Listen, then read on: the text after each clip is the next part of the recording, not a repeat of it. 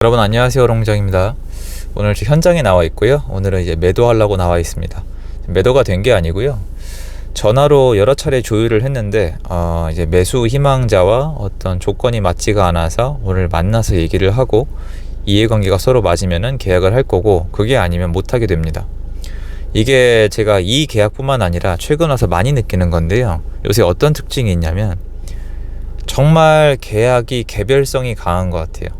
여러분 요새 어디가 올라간다 어디가 내려간다 기사를 찾아봐도 올라간다 내려간다, 어디는 뭐 젊은 세대가 오니까 올라간다, 어디는 쭉쭉 빠진다, 똑같은 지역인데 올라간다 내려간다, 정말 이렇거든요. 이게 왜 그러냐면 이게 거래가 옛날보다 많이 줄었잖아요. 옛날에 절반도 안 되는데 작년 이 동기 대비 이게 개별성이 너무 강해요. 제가 봤을 때는 어떤 게 있냐면, 제가 현장에서 자주 느꼈고 지금 저도 겪고 있는 문제인데 이런 게 있어요. 일단 저 같은 경우에는 지금 잔금일이 문제예요. 저는 이제 종부세 기산일 전에 가져가 달라, 깎아드리겠다. 그분은 그게 문제가 아니라 나는 잔금의 시간이 필요하다, 솔직히 말씀을 드렸어요.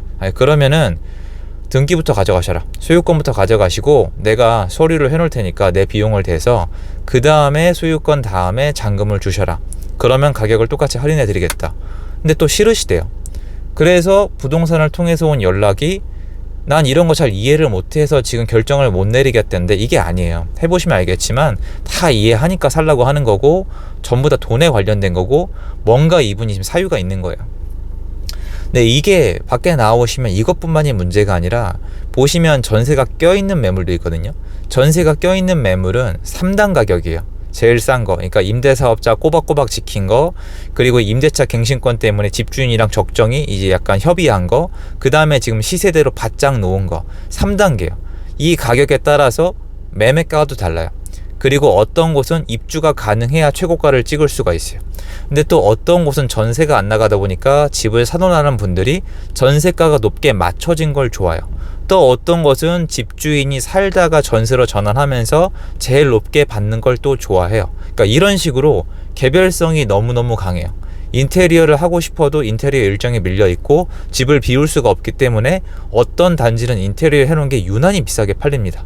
그리고 또 사람의 선호에 따라서 비싼 지역은 한강이 보이거나 좀 좋은 동은 굉장히 높은 가격, 낮은 동은 정말 급매로 팔릴 수밖에 없는 그런 현상이 일어나고 있습니다. 이 헬리오시티 한번 가보세요. 차이가 되게 크거든요. 엘리트도 마찬가지고. 그러니까 지금 거래가 있어서 막 가격이 찍혀도 개별성을 넣으면은 모르는 거예요. 지금처럼 통계가 약간 헷갈릴 때가 없어요. 엘리트, 그러니까 잠실에 가보셔도 마찬가지고, 아니면 뭐 헬리오시티도 마찬가지고, 파크리오도 마찬가지고, 이런 단지들은 동호수별로 되게 달라요.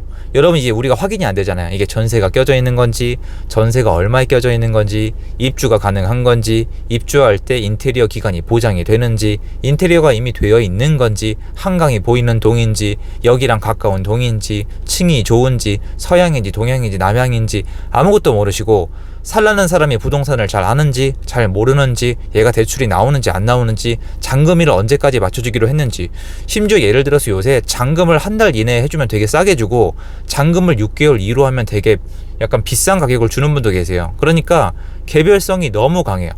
물론 예전부터 있던 개별성 맞아요. 그런데 제가 현장에서 직접 뛰는 사람으로서 정말 심해요. 그래서 제가 쭉 말씀드렸죠. 통계만 가지고 부동산 시장을 파악하기에 아주 안 좋다. 일단 이 국민들이 부동산에 대해서 좀 투명한 시세, 투명한 거래를 할 수 있는 게 제일 좋은 건데 지금 이건 아니에요. 그러니까 시세도 알기가 어렵고 세법도 헷갈리고 여기가 무슨 규제 지역인지, 뭐가 지금 이게 내가 뭐 중과세를 맞는지 안 맞는지 이런 것 때문에 되게 혼란스럽고, 요새는 정말 거래할 때 법무사님들이 자주 오세요. 법무사님들도 와서 전화를 하세요. 이거 이렇게 됐는데 이거 세금 냅니까 안 냅니까 이런 식으로. 그래서 굉장히 혼란스러운 시기가 맞습니다. 하지만 어쨌건 저는 협의를 하러 나왔고요. 이렇다 보니까 지금 제가 요번에 매도를 하면서 겪은 약간 팁을 하나 드리려고 하면 한번 들어보세요. 이게 지금 거래하기가 되게 어렵거든요, 여러분. 왜냐면 내 물건을 원하시는 분이 예전 같으면은 그러니까 2년 후에 뭐 세입자에 대해서 협의가 가능하고, 그리고 시세도 덜 올랐었고 대출이 잘 나오다 보니까 일단 같은 아파트 단지면은 원하시는 분이 있으면 이분은 이걸 샀어요. 근데 지금은 한 단지 안에 나와 있는 매물이 부족할 뿐만 아니라 아까 말씀드렸다시피 물건의 개개별의 좀 개성이 다르기 때문에 맞는 수요자를 찾아야 돼요. 그래서 옛날에 어떤 차이가 있냐면, 제가 지금 오늘 물건에 협상을 하고 나와서 느낀 게 뭐냐면, 저는 이 물건을 내놓은 지 오래됐어요. 저 물건 안 팔리고 있고 전세 안 나가고 있었다고 말씀드렸죠. 분명히 저 있는 그대로 말씀드려요. 안 팔리다가 제가 너무 답답하고 제가 다른 현장을 갔더니 너무 이제 부동산별로 가지고 있는 손님, 대기 손님이나 아니면 가지고 있는 지인분이 다른 동시에, 그리고 이게 요새 영업이 힘드니까 막 서로 공유도 잘 안 하고, 그리고 이제 실력 차이가 많이 나는 거예요. 부동산 사장님별로 이 부동산 지식과 실력 차가 많이 나더라고요. 그래서 하루 나가서 그냥 다 들렸어요. 다 들려서 A4용지를 뿌린 게 아니라 제 상황을 정확히 설명했어요. 내가 이러이러해서 이 집은 이러이러한 상태고 세입자분 이런 컨디션이고 이런 성격이고 여기까지 얘기를 했는데, 난 5월달까지 팔면 얼마를 받고 싶고 6월달이 넘어가면 얼마를 받고 싶다. 지금 사장님이 이제 그 알고 계신 그 매수 희망자 중에 이런 걸 원하는 분이 계시냐, 이러고 동네에 있는 부동산을 지금 다 다녔거든요. 근데 놀랍게도 수개월 동안 연락 한 통 없었는데 연락이 왔어요. 내가 아는 분이 이번에 금매를 놓쳤는데 이러이러한 컨디션을 원한다. 이분은 가격만 맞춰주면 될 것 같다. 그래서 제 물건에 대해서 브리핑을 했는데 이분이 이제 마음에 든다고 한 거예요. 그런데 어디서 막혔냐면은 잔금일에 대해서 지금 막힌 거거든요. 그럼 제가 느낀 게 뭐냐, 만약에 여러분이 물건이 잘 안 팔리면은 부동산 한 군데 내놓으면 서로 공유를 한다 그래요. 부동산 사장님들 18번이 뭐냐면은 나한테만 내놓으면 어차피 물건을 공유하기 때문에 다른 데 갈 필요가 없다가 입에 붙어 계시거든요. 왜냐면 이분들 입장에선 손님을 뺏기거나 물건을 뺏길 수 있기 때문에 이걸 할 수밖에 없어요. 이거 안 하시는 분이 비정상이에요. 자기 밥그릇은 챙겨야 정상인이라고 저는 생각을 하거든요. 그런데 예전에는 물건들이 조건이 많이 그러니까 지금에 비해서는 많이 안 달랐어요. 그러니까 가격 차가 있을 뿐이지 그래도 협의를 할 때 되게 특이사항은 없었는데, 지금은 아까 말씀드렸다시피 되게 다양화돼 있고 수요자가 제한돼 있기 때문에 내 물건에 맞는 수요자를 찾냐 못 찾냐가 되게 중요해졌거든요. 그런데 아무리 부동산이 서로 정보를 공유한다 그래도 이 부동산이 가지고 있는 매수 대기자는 다를 수가 있더라고요. 그래서 제가 들린 부동산이 10개 조금 넘은 것 같아요. 이 단지가 좀 커서 여러 곳이 있었거든요. 여러분도 한번 해볼 만하다고 생각해요. 매도가 안 된다면. 왜냐면 사실 집이란 건 필요한 사람한테 팔아야 되거든요.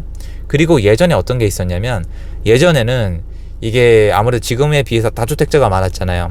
다주택자가 많고 아파트를 여러 채 사는 게 부담이 없다 보니까 물건이 안 팔리면 가격을 좀 낮추면 그냥 팔렸었거든요, 확실히.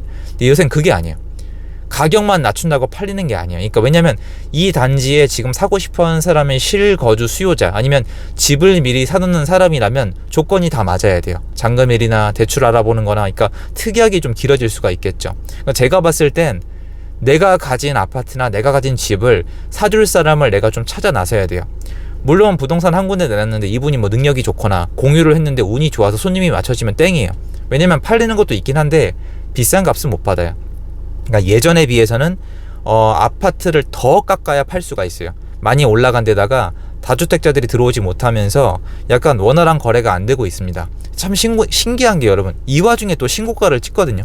그러니까 그 신고가를 찍는 그 아파트는 여러분 전체 매물이 비싼 게 아니라 그 매수자가 원하는 조건을 딱 갖춘 매물이 있었을 거예요.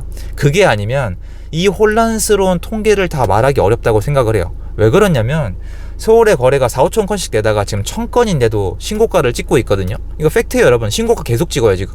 그럼 말이 안 되잖아요. 거래가 그렇게 없는데, 거래가 그렇게 없으면은 매도할 사람이 많고 매수인이 없다는 건데 어떤 바보가 신고가에 삽니까? 근데 사고 있어요. 그만큼 나갔을 때 내가 원하는 호가나 내가 원하는 컨디션의 매물이 없다는 거기 때문에 지금 시장은 개별성이 굉장히 강하다고 말씀드리는 게 맞아요. 그래서 올라가는 단지도 보이고 떨어지는 단지도 보이고 시장이 정상화되면서 원래 가지고 있던 격차를 좀 따라잡을 가능성이 높거든요. 하지만 중요한 건 지금 어떤 집을 팔아야 새로운 집으로 옮겨갈 수 있는 분들이 꽤 많거든요. 이분들은 저처럼 친한 부동산 한두 군데 내놓지 마시고요. 다니시면서 얘기를 하세요. 부동산 사장님이랑. 내가 지금 이런 상황이고 어디에 내놨는데 안 팔리고 있고 난 이러이러한 상황이고 이렇다. 이게 다 얘기가 정리가 돼야지 이 사람 세금이나 대출이나 잔금일이나 기타 등등 조건을 듣고 그거에 딱 맞는 사람을 데리고 올 수가 있어요. 그때 가격 협상을 하면 그때야 의미가 있지. 그전에는 자꾸 물어봐고 요새는 뭐 깎아주세요. 잔금일을 뒤로 밀어주세요.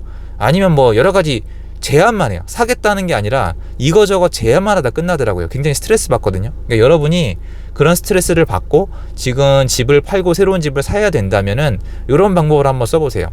지금은 내 집이 정말 필요한 분을 찾는 게 중요한데 이게 생태계가 지난 6, 7개월 동안 바뀌다 보니까 중개사님들도 실력이 좋으시지만 적응하는 데 시간이 좀 걸린 것 같아요. 그래서 저는 지금은 한두 군데 내놔서 이렇게 하는 게 아니라 내가 직접 가면서 개별성을 파악해서 내 물건을 내놓는 게 훨씬 더 효과가 좋다는 걸 지금 느끼고 있습니다.